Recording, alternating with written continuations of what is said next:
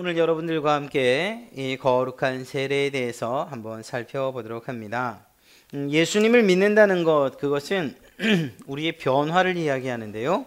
그것은 단지 한편, 즉 다시 말해서 속 모양이나 혹은 겉 모양만을 변화시킨다는 것이 아닙니다. 온전한 믿음을 가졌다고 하는 그분들이 살아가는 모습, 그리고 드러나는 현상만을 가지고도 진정한 변화라고 말할 수 없습니다. 즉 다시 말해 어떤 한편의 변화만을 가지고서 그가 변화됐습니다, 이렇게 말할 수 없다는 거예요. 예수님을 믿는 것으로 인해서 우리가 변화된다고 할 때는 전인격적인 변화를 요구합니다. 여기서 전인격적이라는 데에는 몇 가지가 포함이 돼요. 첫째는 지식의 깨달음의 변화가 있어야 됩니다. 지적인 변화가 있어야 돼요. 예수 그리스도에 대해서 몰랐다, 그러나 이제는 알게 되었다. 하나님에 대해서 무지했다, 그러나 이제는 하나님에 대해서 깨닫게 되었다. 그러나 이렇게 지식적인 변화만을 진정한 변화라고 말하지 않습니다. 그 변화는 우리의 아래로 내려와서 가슴에서 느껴져야 되는 거죠. 그래서 차갑던 마음이 뜨겁게 되고 냉랭하던 마음이 열정적으로 변화되는 거예요. 예수 그리스도를 믿는다는 사실이 그것이 가슴으로 확 느껴져야 되는 거죠. 그러면 이것으로 모든 변화가 완료된 거냐? 아닙니다. 이렇게 내부적인 그러한 변화만을 변화라고 이야기할 수 없는 거예요. 그것이 진정한 변화로 드러나기 위해서, 증명되기 위해서는 의지가 사용되어야 되는데 그 의지는 반드시 우리의 행동과 함께 나타난다는 것이죠. 그래서 지정의, 지적이고 정서적이고 의지적인 모든 요소의 변화를 필요로 합니다. 그리고 그렇게 변화됐을 때에 믿음에 의한 진정한 변화라고 이야기하는 것입니다. 믿음으로 예수 그리스도를 주로 시인하고 그리고 마음 중심에 영접하는 사람, 그들이 구원받는 사람입니다. 구원의 조건, 그리고 구원을 이루는 사람들이죠. 그런데 그들은 실제적으로 그들의 삶의 변화를 경험하게 되어 있다는 거예요. 이건 매우 중요합니다. 그래서 예수님을 믿습니다, 생각으로도 믿어요, 마음으로 믿어요, 제 의지도 있어요 라고 말하면서 실제적인 삶의 변화가 일어나지 않는다면 그것은 둘 중에 하나는 변화예요. 거짓말이에요. 변화되었다고 나타나 보이는 그 현상을 위선적으로, 가식적으로, 거짓으로 그렇게 표현한 것이던가 아니면 믿지 않는 것이거나, 둘 중에 하나예요. 온전한 믿음을 소유했다면 그에게선 완전한 변화를 경험할 수 있어야 되는 거죠. 그건 저도 마찬가지고 여러분들도 마찬가지예요. 그래서 예수님을 믿는다는 것, 믿어 구원받는다는 것, 굉장히 쉽게 고백할 수 있는 말이지만, 그러나 그것이 실제 우리의 삶으로 드러나는 부분에 있어서는 매우 어렵게 느껴질 수밖에 없는 것입니다. 여러분, 믿음으로 고백하는 것, 그것은 다시 말씀드리지만 우리의 전인격적인 변화를 동반합니다. 오늘 여러분들과 함께 읽었던 갈라디아서 3장 27절에는 이렇게 이야기를 하고 있어요. 이렇게 변화된 사람, 그리고 새롭게 변화되어서 그리스도인이라고 불려지는 이 사람을 어떻게 표현하고 있는가? 27절에 아주 기가 막히게 표현을 하고 있습니다. 누구든지 그리스도와 합하기 위하여 세례를 받은 자는 그리스도로 옷 입었느니라. 변화된 사람을 어떤 사람으로 표현하고 있죠? 그리스도의 옷을 입은 사람이라고 그렇게 표현하고 있어요. 여러분, 그리스도의 옷을 입었다, 이 말이 무엇일까요? 그리스도 주님의 삶을 닮았다, 그분의 품성을 닮았다, 그분처럼 변화되었다, 이것을 의미하는 거죠. 예수 그리스도를 믿는 사람이라는 것은 단지 내가 예수님을 믿어요 라고 입술로 고백하는 것뿐만 아니라 그의 삶에 예수님을 닮은 그러한 모습이 나타나야 된다는 것을 이야기하는 것입니다. 그리스도로 옷 입는다, 이게 얼마나 멋진 말인지 알 수 없습니다. 여러분, 옷이 날개라고 얘기하죠? 그렇습니다. 정말 정말 꼬시지한 사람도 깨끗하게 닦이고 비끼고 그리고 옷을 입혀놓으면 꽤 그럴싸하게 변해져요. 사람이 어떻게 입는가에 따라서 그분의 품위, 품격 매우 달라지는 거죠. 우리가 예전에 어떤 모습이었는가 이거 굉장히 중요해요. 여러분들이나 저나 예전에 예수님을 알기 전에 어떤 모습이었는가 중요해요. 그런데 더 중요한 것은 무엇이냐? 지금이에요. 지금. 그런데 이 지금보다 더 중요한 것은 무엇이냐? 최종적으로 우리가 입게 될 그 옷이 무엇이냐? 이것이 제일로 중요한 것입니다. 지금 아무리 그리스도 옷 입었다, 예수님을 닮아간다 말해도 우리의 최종 하나님 앞에서는 그때에 우리가 벌거벗은 몸으로 선다면 그것처럼 부끄러운 일이 없겠죠. 그런 면에서 우리는 그리스도로 옷 입는 이 일, 그리고 이 옷 입음을 계속 유지해 갈 필요가 있다라는 것입니다. 예수 그리스도로 옷 입는다는 것은 단지 외적인 모양만을 얘기하는 것 아니에요. 아까도 말씀드렸던 것처럼 우리의 속 중심으로부터 외적으로 드러나는 모든 전인격적인 변화, 그것이 새로워지는 것, 그것을 의미하는 것이기 때문인 것이죠. 예수 그리스도와 더불어 하나님의 자녀로 영광의 자리에 함께 설 만한 그러한 모습으로의 변화, 그것이 우리 믿는 사람들의 진정한 변화인 줄로 믿습니다. 여러분, 예수 그리스도로 옷 입으시는 여러분 되시기를 주님의 이름으로 축복합니다. 예수님으로 옷 입는다, 이 말처럼 쉬운 일이냐? 사실 그건 아니죠. 어떤 의미인지도 사실 정확히 모를 수 있어요. 또 옷 입는다는 것, 그러면 어떤 방법으로 옷을 입을 수 있습니까? 예수님을 옷 입는다는 것, 그것이 어떤 방법으로 이루어질 수 있습니까? 여러분이 저희에게 그렇게 질문할 수 있고 그런 궁금증을 가질 수 있죠. 그것으로 오늘 이야기합니다. 사도 바울이 오늘 말씀을 통해서 이야기하는 그리스도로 옷 입는 첫 번째 방법, 그것은 바로 믿음이라고 이야기하고 있습니다. 이 믿음과 관련된 것이죠. 온전한 믿음을 소유할 때에 그리스도로 옷 입을 수 있다, 이렇게 이야기하고 있습니다. 26절 말씀을 보면 너희가 다 믿음으로 말미암아 그리스도 예수 안에서 하나님의 아들이 되었으니, 무엇으로 말미암아? 믿음으로 말미암아. 누가 되었다고요? 하나님의 아들이 되었으니. 여러분, 우리의 신분의 변화가 무엇으로 되었다고 이야기합니까? 바로 믿음이라고 이야기하고 있어요. 저는 이것이 믿음인 것이 얼마나 감사한지 알 수가 없습니다. 여러분, 하나님이라는 분이 어떤 분이시죠? 우리가 감히 상상할 수도 없는 그분인데 그분의 아들이 되었다는 거예요. 그런데 그 아들의 자격을 얻는데 믿음 하나면 된다는 거예요. 만약에 시험 치라 그랬으면 저는 60점 커트라인이어도 아마 못했을지 모르겠어요. 공부하는 건 정말 싫어요. 지금도 힘들어요. 그런데 그걸 시험 쳐서 보라고 한다면 공부 잘 하시는 분들은 참 좋겠습니다. 어떤 조건을 가지고서 세상적인 조건, 그것이 부이든 생김새이든 아니면 건강이든 아니면 관계이든 명예이든 권력이든 이 세상 사람들이 중요시 여기는 그런 어떤 조건들을 가지고서 예수님이 내 자녀가 되려면 이 정도는 돼야 된다, 이렇게 말씀하셨다면 저는 정말 부끄러워서 시험조차 치르지 못했을 거라는 거예요. 가지고 있는 게 있어야 말이죠. 자격이나 조건이 도대체 하나님의 자녀가 된다는 건 꿈도 꿀 수 없는 그런 사람이었잖아요. 이루 말할 수 없는 죄인이었고, 정말 하나님 앞에 나가면 고개조차 들 수 없는 그런 부끄러운 사람이었어요. 그럼에도 불구하고 성경에서 하나님께서 말씀하신 그 기준은 우리의 이러한 인간적인 기준들과는 너무 달라서 믿음, 이것 하나로서 그 기준을 삼으셨다는 거예요. 그래서 오늘 말씀하신 대로 온전한 믿음을 소유하는 것, 믿음으로 말미암아 그리스도 예수 안에서 하나님의 아들이 되었다. 여러분도 이 믿음으로 말미암아 하나님의 자녀가 된 줄로 믿습니다.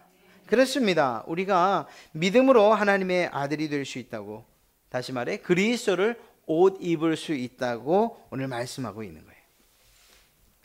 여러분, 오늘 성경 말씀은 바울이 유대인들을 향해서 구원은 율법을 지켜서 얻는 것이 아니라 믿음으로 구원받는다라는 진리를 증거하기 위한 그런 내용이었습니다. 이 사실을 알려주기 위해서 바울은 두 가지를 이야기하고 있어요. 율법이란 것이 도대체 무엇이냐? 왜 믿음으로 구원받을 수밖에 없느냐? 두 가지를 들어서. 첫 번째로 율법을 설명하기를 율법은 가두고 있는 것이다. 감옥과 같은 것이다. 이렇게 표현하고 있습니다. 바로 23절 말씀이지요. 믿음이 오기 전에는 우리는 율법 아래에 매인바 되고 계시될 믿음의 때까지 갇혔느니라. 율법에 매인바 되고 율법에 갇힌 바, 마치 감옥처럼 말입니다. 감옥의 간수처럼 율법이 우리의 일거수일투족을 들여다보는 거예요. 율법이 지키는 거예요. 율법이 졸졸졸졸 따라다니면서 너 죄지, 그거 죄이지, 그것도 죄야. 너 그렇게 생각, 그것도 죄이고, 그렇게 행동해, 그것도 죄이고. 졸졸 따라다니면서 우리의 일평생 쫓아다니면서 이것도 죄고 저것도 죄고 죄이고 죄이고 우리를 한없이 고소하는 거예요. 하나님 얘 죄 지었대요. 얘 죄 지었대요. 오늘은 이런 죄 지었대요. 내일은 저런 생각을 가지고서 죄를 지었대요. 율법이 우리를 지키고 마치 간수처럼 따라다니는 한 그것으로부터 자유로워질 사람이 이 세상에 아무도 없다는 거예요. 어느 날 하루 제가 생각으로도 몸으로도 아무런 죄를 짓지 않았어요. 그래서 제가 율법을 향해 말하죠. 오늘은 내가 죄를 안 졌지. 한번 고소해봐. 그러면 그때는 잠잠할지 몰라요. 그러면서 이 율법이 뭐라고 말할까요? 내일이 있잖아, 내일이. 내일 또 죄 지을 수 있는 몸이잖아요.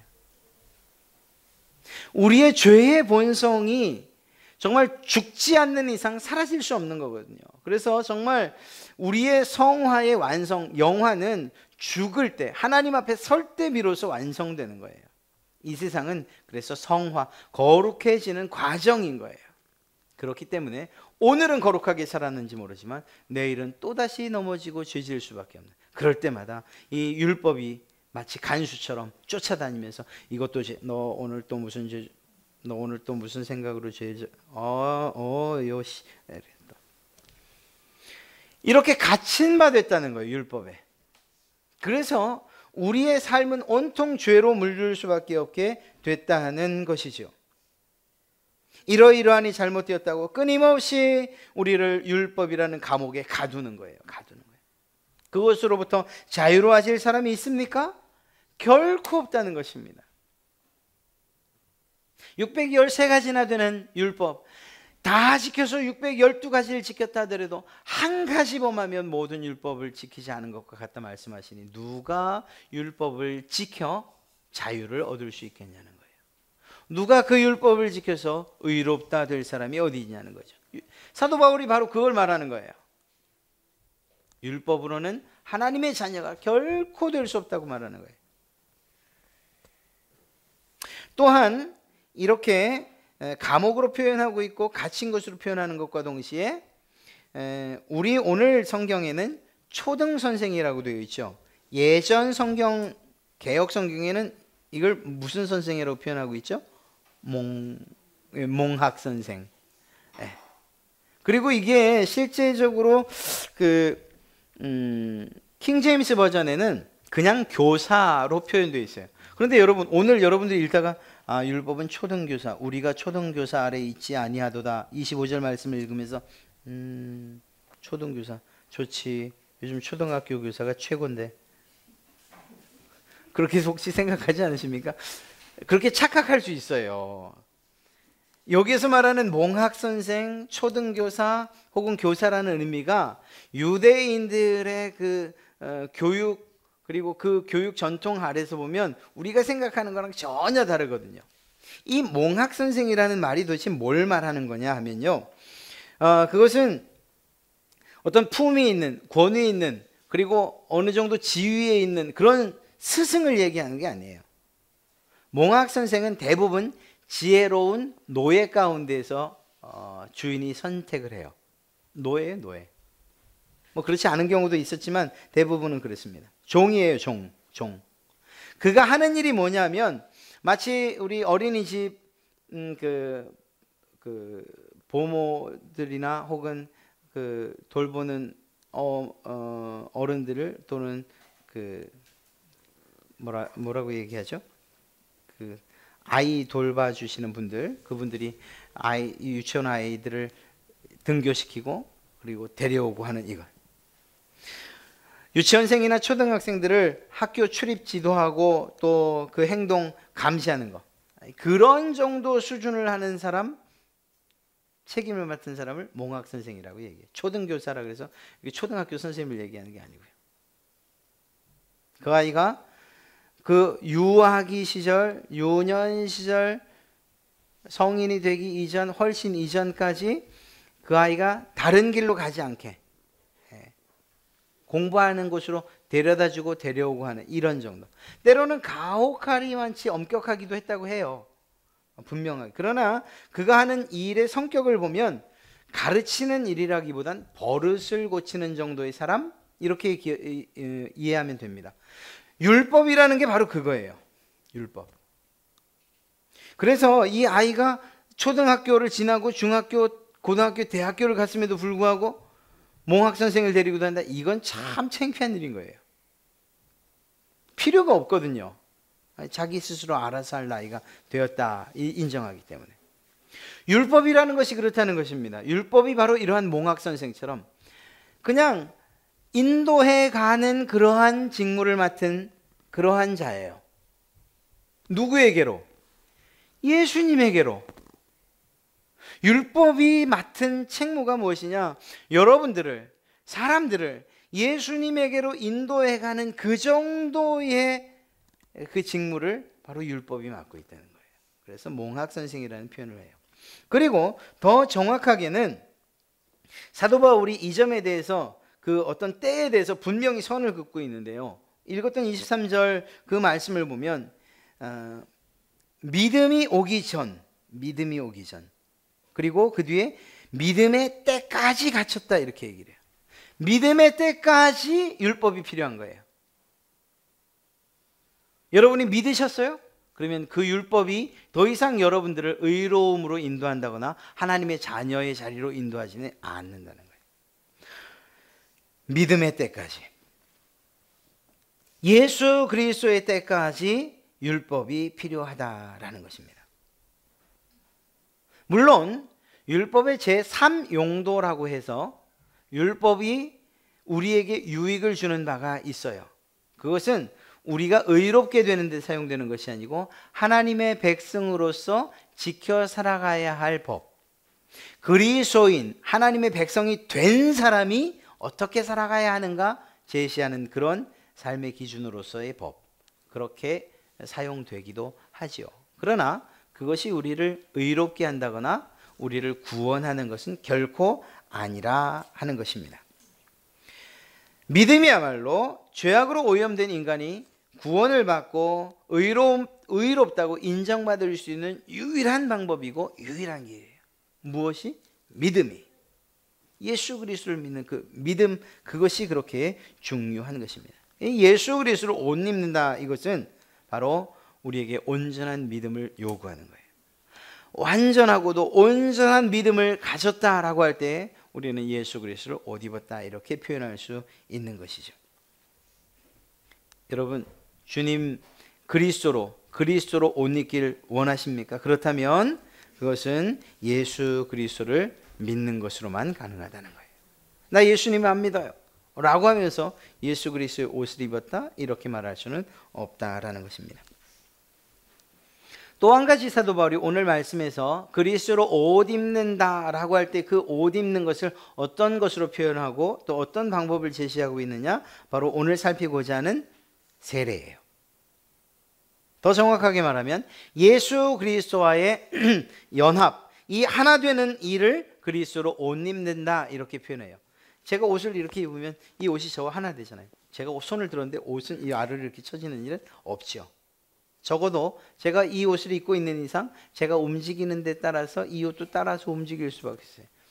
완전히 하나 된 것은 아니지만 그러나 하나 됐다고 이야기할 수 있는 거죠. 저는 일로 가는데 옷은 이쪽으로 가면 그런 일은 없죠. 이렇게 그리스도로 옷 입었다라는 것은 결국 그리스도의 연합, 하나 되었다라는 것을 이야기하는 것입니다.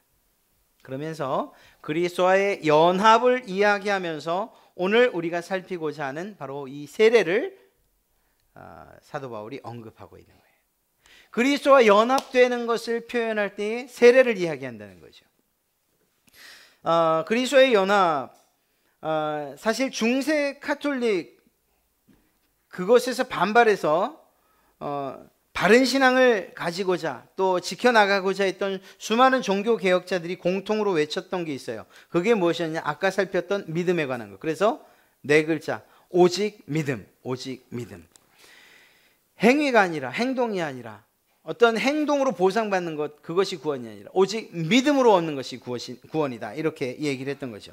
고행을 통해서 혹은 칠성례, 우리가 지난주에 배웠던 칠성례라는 인간이 만든 제도를 통해서 혹은 교황이나 사제를 통해서 우리가 죄사함을 받거나 혹은 면죄부를 통해서 구원받는 것 결코 아니다. 우리의 구원은 오직 예수 그리스도 그분을 믿는 믿음을 통해서만 가능하다. 이러한 진리를, 성경의 진리를 종교 개혁자들이 선포했어요. 이러한 신앙의 위대한 선언들을 통해서 많은 사람들이 예수님께로 돌아오게 됐죠. 그렇지, 믿는 자들, 믿음을 가지고서 구원받는다, 믿는 사람들이 주께로 돌아오는 많은 역사들이 있었습니다. 실제적으로 지금 전 세계 인류의 4분의 1이 정말 그 성장을 1200만이나 되는 그러한 놀라운 성장, 우리나라 입장에서 볼 때 사실 많이 줄었어요. 1000만 아래로 떨어졌다고도 해요. 안타깝게도 우리나라 인구의 4분의 1 정도 했는데 그보다 좀 줄었다. 어찌되었거나 폭발적으로 기독교가 성장한 것, 그것이 맞아요. 무엇 때문에요? 믿음 때문에요. 믿음으로 구원받는다는 이 단순한 진리 때문에. 물론 매우 긍정적이지만은 않아요. 단지 믿음만을 강조하다 보니까 무엇이 약화됐는가? 믿는 자들이 어떻게 살아야 하는가에 대한 행위와 삶의 방식에 대해서는 좀 무관했어요. 믿음이 중요하다. 믿으면 끝. 그거는 그냥 세상에서 어떻게 살아가야 된다. 어쩌겠어. 그건 그대로 사는 거고. 그래도 난 교회 와서 믿는다고 고백했으니 천국 가지. 이렇게 생각하는 부정적인 요소도 있었지만, 그러나 어찌됐거나 믿음으로 구원받는다는 이러한 강조가 개인 구원 또 이런 모든 우리나라에 괄목할 만한 기독교의 성장을 가져온 것은 사실입니다. 그러다 보니까 실제적으로 그것에 대해서 좀 반감을 갖는 일들이 일어나기 시작합니다. 그래서 교회 안에서의 어떤 제도, 규범, 조직에 얽매이지 않길 원하는, 그래서 개인의 구원을 강조하는 사람들도 사실 나타났어요. 특별히 뭐 학원 선교 쪽에서 보면 내비게이터라든가 아니면 또 기타 등등 성경 공부 모임이라든가 CCC라든가, 물론 지금은 그곳에서도 교회와 연계해서 신앙생활을 하기를 권하고 있지만 어찌됐거나 그런 점들이 좀 약화됐던 때가 있었습니다. 성경 공부 혹은 개인 구원에 대해서 매우 강조했지만, 그러나 교회 공동체에 대해서는 약간 좀 이렇게 도외시했던 그런 때가 있었어요. 그런데 이게 좀 극대화되고 좀 지나치게 되면서 교회 안에 있는 여러 제도들, 그런데 그 다른 제도가 아니라 성경에서 주님이 제정해 주신 제도까지도 무시하는 일들이 사실은 좀 일어나기 시작합니다. 세례가 과연 필요한가? 과연 세례를 받을 필요가 있느냐? 구태여 받아야 하느냐? 뭐 이런 위험한 생각까지 하는 분들도 생기게 됐어요. 그런데 이런 이야기들을 혹여 여러분들이 들으신다면 그냥 넘어가지 마시고 예수님도 세례 받으셨잖아요 라고 얘기하시면 될 것 같아요. 예수님이 세례를 받으실 만한 이유나 그러한 까닭이 있으신 분인가요? 그분은 하나님이신데 굳이 사람들이 만든 그러한 죄사함, 회개의 세례를 받을 이유가 있으셨을까요? 그분은 죄 지은 것도 없는데, 그러나 그분은 세례 요한에게 머리를 내밀고 세례를 받으셨단 말이에요. 세례 요한도 그렇게 얘기했어요. 당치 않습니다. 오히려 주님께서 제게 세례 주시는 게 맞지 않습니까? 저는 그거 못합니다. 그런데 주님께서 그것을 하게 하셨죠. 이유가 무엇일까요? 그것은 하나님의 명령과 하나님의 계획을 이루시기 위한 것이었어요. 그래서 세례를 받으신 거예요. 여러분, 이러한 이야기를 생각할 때, 그리고 또 주님께서 마태복음 28장 19절 말씀을 통해서 너희는 가서 모든 족속으로 제자를 삼아 아버지와 아들과 성령의 이름으로 세례를 주고 이렇게 말씀하시며 세례를 명령하셨다는 거죠. 물론 제자 삼는 것이 중요하지만 어찌됐거나 그 과정 가운데 세례를 주도록 명령하셨다는 것입니다. 오늘 주제가 세례인 이상 우리의 생각 가운데서 일어날 수 있는 잘못된 세례가 과연 필요합니까? 라는 이 말에 대한 분명한 대답을 하고 가야 돼요. 예, 필요합니다. 이 세례는 개인의 신앙 고백을 공적인 교회 안에서 드러내는 이러한 일을 위해서라도 반드시 필요한 것입니다. 대부분의 교회와 그리고 그리스도인들이 세례를 받습니다. 우리가 잘못 생각해서는 안 되는 것은 세례가 우리의 죄를 씻는다, 우리를 깨끗게 한다, 이렇게 믿어서는 안 돼요. 그것조차도 우리의 죄 사함은 오직 믿음, 우리의 구원은 믿음으로 받는 것이기 때문에 그렇습니다. 이 세례 자체가 죄를 깨끗하게 하는 것은 아니지만, 그러나 이 의식을 통해서 우리가 어떤 상태가 되어야 하는지, 어떤 모습이 되어야 하는지는 직접적으로 우리의 몸의 경험으로 우리가 깨달아 알 수 있게 되는 거예요. 시청각 교육하듯이. 아니, 우리 자체가 어떤 시청각 도구가 돼서 그것을 교육받는 거죠. 세례받는 일을 통해서 그리스도인들이 어떻게 살아야 하는가를 우리가 경험하게 된다는 거예요. 세례라는 의식, 그것은 무엇인가? 그리스도와 함께 죽는다는 것을 의미하고 그리스도와 함께 산다는 것을 의미하는 거죠. 저희가 마침 이 로마서를 새벽에 보고 있잖아요. 이미 말씀드려서 들으신 분들 다시 듣는 이야기일 수 있습니다만, 저희는 장로교이기 때문에 이렇게 그 약식으로 이렇게 세례를 기념해서 합니다. 그런데 침례 같은 경우에는 물에 완전히 잠그죠. 저는 침례교회는 아니고 우리 교회도 침례교회 아니에요. 근데 그냥 어떤 여름 행사 프로그램에 저한테 한 코너를 주면 물속에다 확 다 잠그는 그런 프로그램을 한번 하고 싶어요. 언제까지 막 제 멱살을 잡으면 살려달라고 막 그러실 때까지. 그 세례의 의미가 뒤에 살펴볼 것처럼 이제 우리가 깨끗하게 된다는 그런 의미가 반드시 있어요. 그러나 이것이 예수 그리스도와 함께 죽는다는 의미도 있다는 걸 좀 알아야 돼요. 마치 물 속에 잠겨서 죽는 것처럼 죽어요.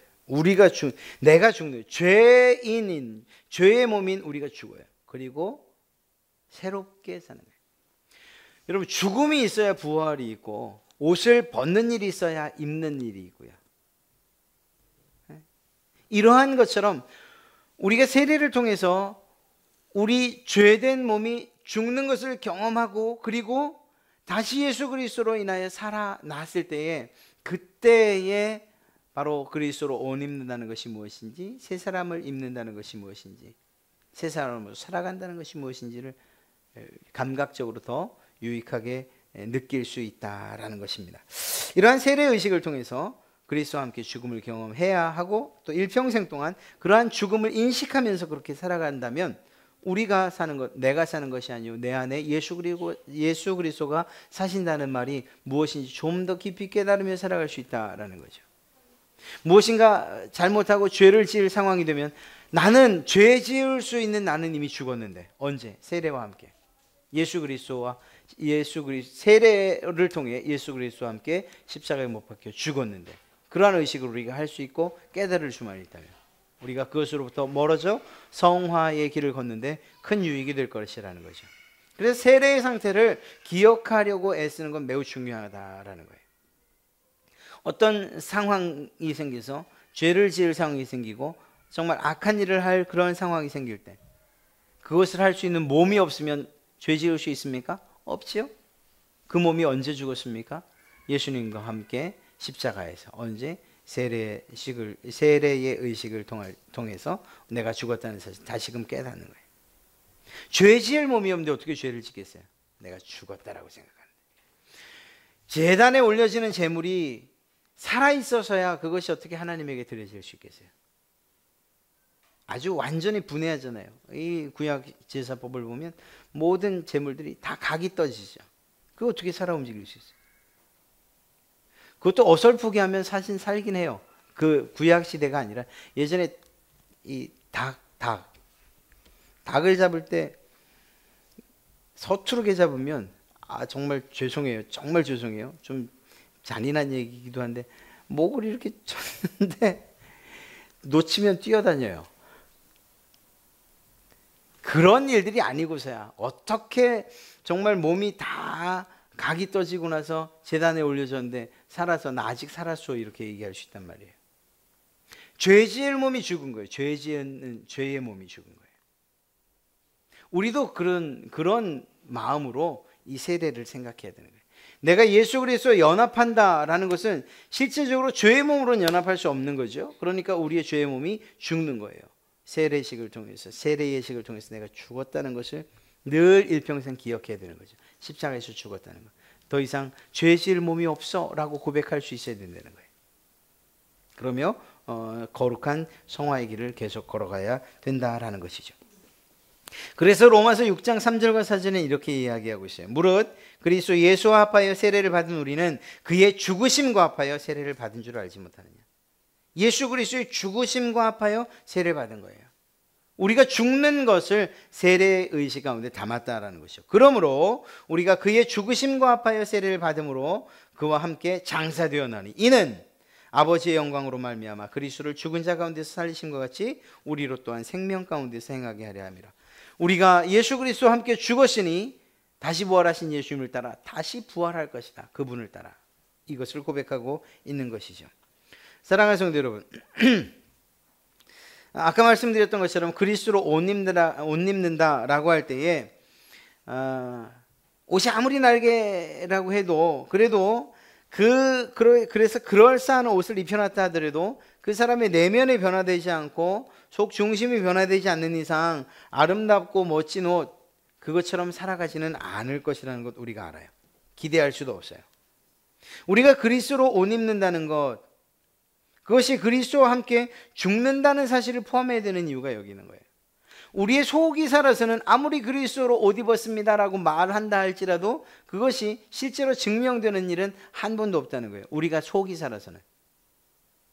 내가 예수님을 믿습니다. 성도의 거룩한 옷을 입었습니다. 그리스도로 옷 입었습니다. 라고 말하지만 여전히 내 고집과 내 생각은 살아서 말로 다른 사람을 상처 주고 내 삶이 본이 되지 못하고 예수님의 성품을 닮아 살지도 못한 채 옛날의 습관과 습성 그대로 내 말도 내 행동도 내 얼굴 표정도 늘 그렇게 살아간다면 그리스도로 옷 입은 것입니까?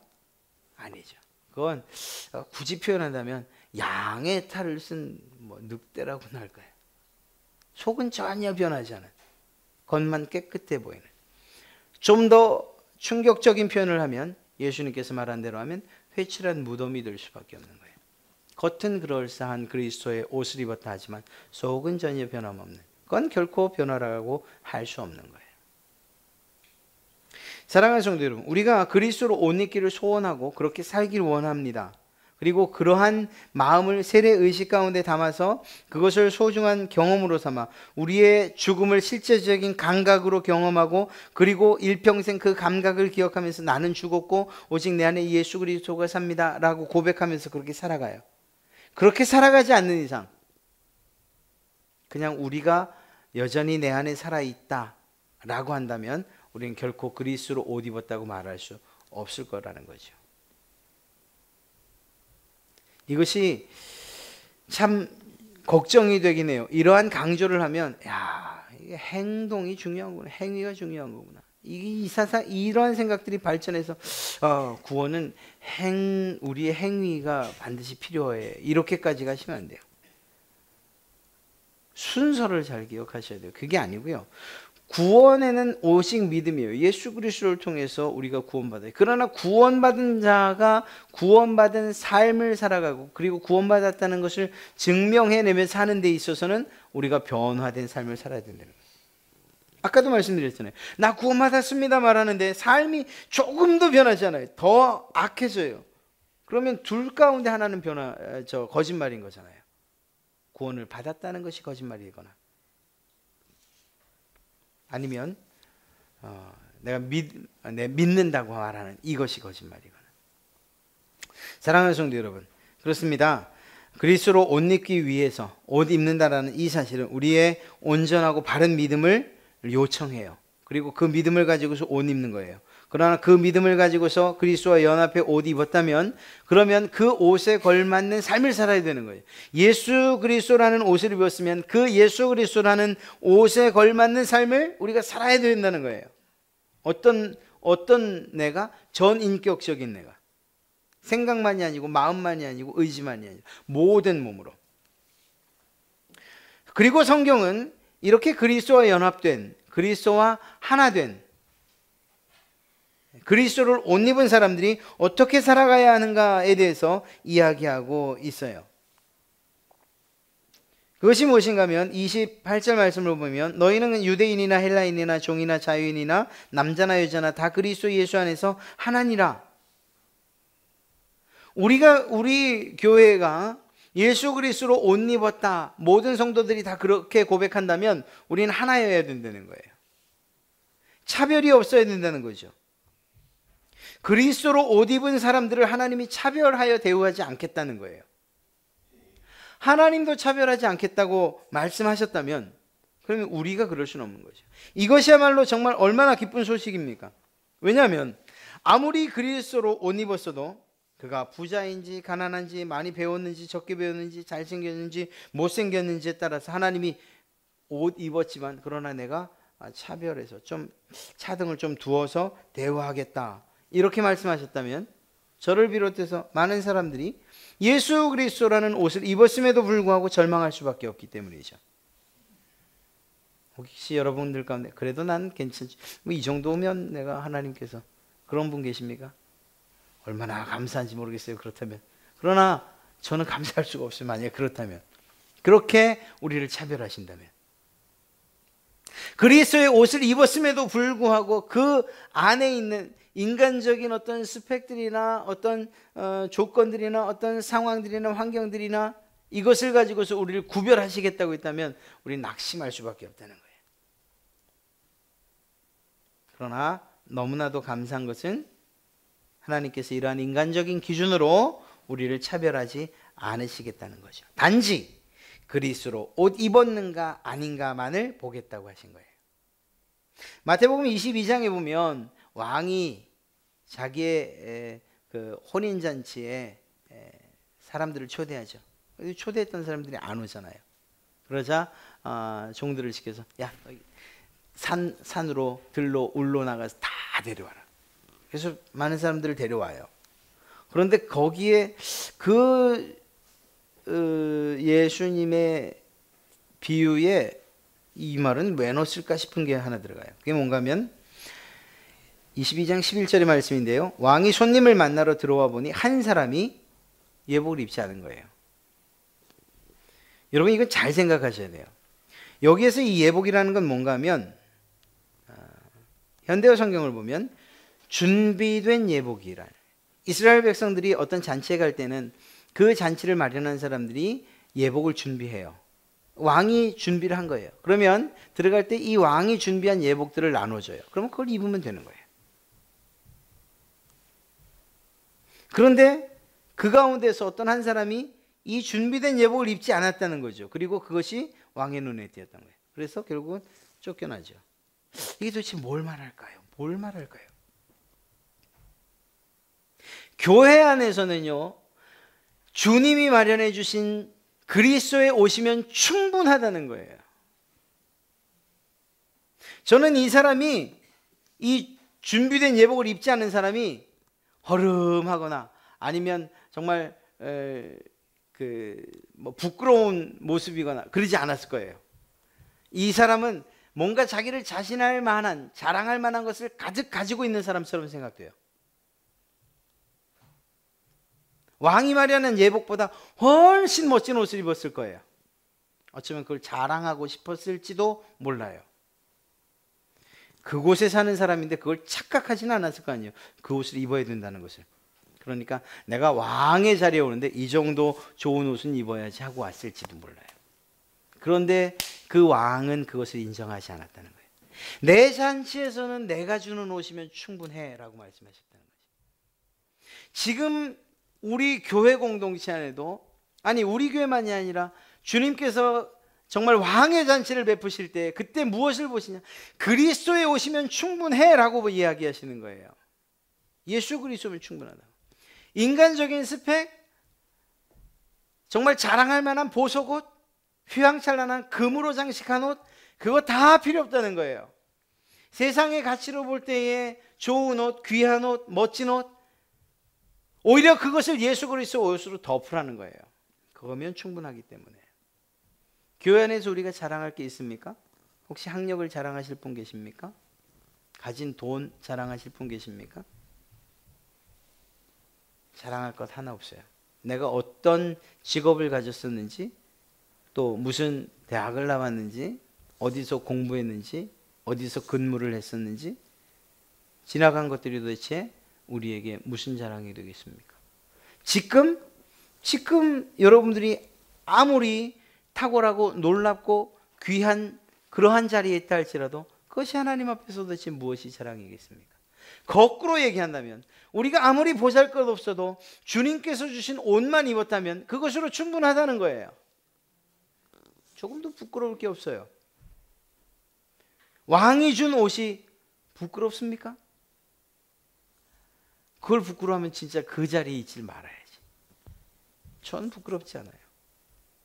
하나님께서 우리에게 주신 그리스도에 오시면 충분하다는 거예요. 이 말은 무엇을 말하느냐? 교회 공동체 안에서 그리스도로 옷 입은 사람들이 그리스도의 옷 입은 그리스도의 옷, 그 준비해 주신 옷 외에 다른 것으로서 다른 사람들을 차별하거나 혹은 구별하거나 그가 이렇다 저렇다 말하는 것들은 있어서는 안 된다는 거예요. 왜? 하나님께서도 그렇게 하지 않으시니까. 오늘 사도 바울이 무엇이라고 말해요? 누구든지 27절에 누구든지 그리스도와 합하기 위하여 세례를 받은 자는 그리스도로 옷 입었느니라. 그리스도로 옷 입었느니라. 너희는 그리스도로 옷 입은 너희는 유대인이나 헬라인이나 종이나 자유인이나 남자나 여자나 다 그리스도 예수 안에서 하나이니라. 하나요, 하나. 누구로? 그리스도로 옷 입은 자들로 하나. 거기서 무엇이 자랑될 게 있냐? 없다는 거예요. 우리가 자랑할 게 있다면 오직 예수 그리스도, 그분이 지셨던 그 십자가, 그 복음, 그분이 날 위해서 흘리셨던 그 보혈의 피, 하나님께서 우리에게 입혀주신 그리스도의 옷, 이것 외엔 자랑할 게 없지요. 우리의 화려한 스펙, 지금의 모습, 앞으로 내가 어떻게 될 것, 이거 결코 우리가 자랑할 게 아니라는 거예요. 그것이 그리스도로 옷 입은 사람들의 삶의 방식이요 태도라는 것입니다. 바울은 말하죠. 민족적으로도 신분적으로도 성별로도 차별을 두지 말라고 말합니다. 우리가 어떻게 살아야 하는가? 그리스도로 옷 입은 자로서 어떤 삶을 살아야 하는가? 충분히 다른 사람의 편에 서시기 바랍니다. 그리고 위로하시고요. 좀 더 온유해질 필요가 있어요. 말 아무렇게나 하시면 안 돼요. 누군가 내 말 때문에 상처받았으면 가서 사과하세요. 사과하기 싫어요? 그러면 그런 말을 하지 마세요. 그냥 입을 다물고 계신 게 하나 되는 일이라면 그렇게 하세요. 하나님도 차별하지 않으시고 하나님도 구별하지 않으셨는데, 그런데 제가 어떻게 무슨 자격을 가지고 그 사람을 이렇다 저렇다 이야기하겠냐는 거예요. 권면 굉장히 좋은 말이죠. 그러나 권면이 자기 의를 드러내고 상대방을 내리 깎는 것이라면 아예 하지 마세요. 그냥 기도해 주세요. 그게 나아요. 교회 안에서 그것은 작은 교회든 큰 교회든 다를 바가 없어요. 서로를 위해서 격려하고 위로하고 그래서 그리스도의 몸을 서로 이루어가는 그런 일이 아니라면, 그리고 그것에 내 아직 성품이 인격이 덜 돼서 못하겠다 그러면 그냥 가만 계시면 되는 거예요. 그럴 때 우리나라 그 멋진 속담, 침묵이 금이다. 우리나라 속담은 아니네요. 세계적인 명언, 침묵이 금인 거예요. 차라리 가만 계신 게 하나됨을 위해서 나은 거예요. 말을 하신다면 세우는 말을 하시고, 말을 하신다면 온유한 말을 하시고, 말을 하신다면 다른 사람을, 내 자랑 말고 다른 사람을 자랑하는 이야기 하시고, 말을 하신다면 당신이 입은 그리스도의 옷이 너무 멋집니다. 당신이 그 옷에 걸맞게 행동하고 있습니다. 여러분, 우리 가운데 어떤 한 사람도, 그 어느 한 사람도 그리스도의 옷을 벗은 채 의롭다함을 얻을 만한 사람은 아무도 없어요. 우리는 그 옷을 입을 수밖에 없는 거예요. 그리스도와 연합하여 세례받는다는 것, 그것은 말씀드렸듯이 죽음을 의미하면서 동시에 다시 사는 것, 그리스도로 옷 입는 것을 의미하고 정결하고 깨끗한 삶을 우리에게 의미하는 것이라는 거죠. 사랑하는 성도 여러분, 죽는 것은 우리의 자신, 우리의 자아가 되어야 하고, 우리 가운데 그 죽음 가운데 생명을 불어넣어 다시 사시는 그분은 예수 그리스도이셔야만 한다는 거죠. 우리의 생활이 그래야 한다는 것입니다. 사랑하는 성도 여러분, 세례를 생각하실 때 깨끗게 된다는 것, 물 가운데에서 깨끗게 된다는 것, 그것 반드시 기억하셔야 됩니다. 동시에 내가 죽었다라는 사실을 늘 기억하세요. 제가 누군가를 세례를 주잖아요. 그러면 그 예전에 여러분이 마셨던 그 세례의 현장으로, 그 시간으로 다시 돌아가세요. 그래, 내가 죽었었지. 내가 죽었었지. 야, 내가 세례 받은 지 얼마 지났다고 벌써 내가 스물스물 살아서 이렇게 내 죄성이 다시 올라오는가. 다른 사람이 세례 받을 때 마치 내가 세례 받을 그때 그 모습으로 죽었던 그때로 돌아가셔요. 그래서 매일매일 사도 바울이 고백했던 것처럼 날마다 죽노라고 했던 그 고백이 바로 여러분들의 고백이 되기 바랍니다. 여러분들이 나는 날마다 죽노라 라고 할 때에 여러분의 죽으심을 통해서 예수 그리스도가 다시 살아 여러분의 삶에 역사하실 줄로 믿습니다. 세례 매우 중요한 거예요. 이러한 세례를 통해서 우리가 그리스도와 함께 연합되고 하나 되어지고 살아간다는 사실을 인식하고, 또 그것을 끊임없이 기억하며 살 수 있다면 그것이야말로 거룩하게 살게 된 우리의 성화에 큰 유익과 도움이 될 줄로